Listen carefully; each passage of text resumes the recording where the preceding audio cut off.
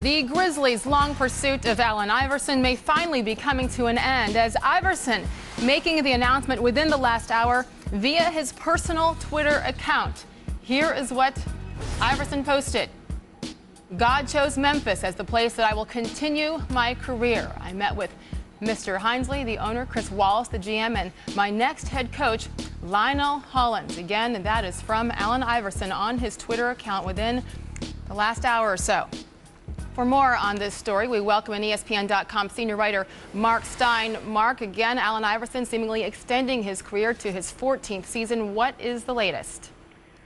Well, it hasn't officially gone through the league as a signed contract, but everybody now is treating this as a done deal. Iverson has told the Grizzlies he's coming. He's announced it to the world. And really, we've been anticipating this now for over a week and probably longer, because at this point, there was really nowhere else for Iverson to go. He's spent the whole summer waiting and hoping that Miami or Charlotte or New York, that one of these teams would come at him with a bigger offer, but none of those teams are in the financial position to do so. So in this market, a one-year deal for $3.5 million is really the best Iverson was going to be able to do.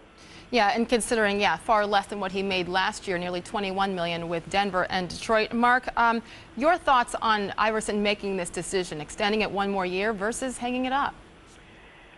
There was a lot of talk that when everything fell apart in Detroit, when Iverson said, "Look, I'd rather retire than come off the bench." So at the time, a lot of people were saying, you know what, maybe he is going to be like Latrell Sprewell. Maybe he just can't bear the thought of not being able to start anymore. And that stance really boxed him into a corner in a way, because with all the other baggage or reservations teams might have about Allen, if you're basically saying to teams, I'm only going to play if I start, that's going to scratch a lot of teams off the list. But the Grizzlies insist that Iverson has backed down from that stance somewhat. They say there are enough minutes there. I mean, there's certainly going to be a ton of skepticism here, because they've got O.J. Mayo, Rudy Gay. This summer they traded for Zach Randolph. Now they're bringing in Iverson. Are there really enough basketballs for all those guys?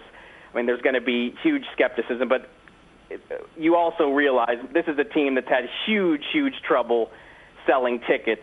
And Memphis is a city that Iverson can probably still do that.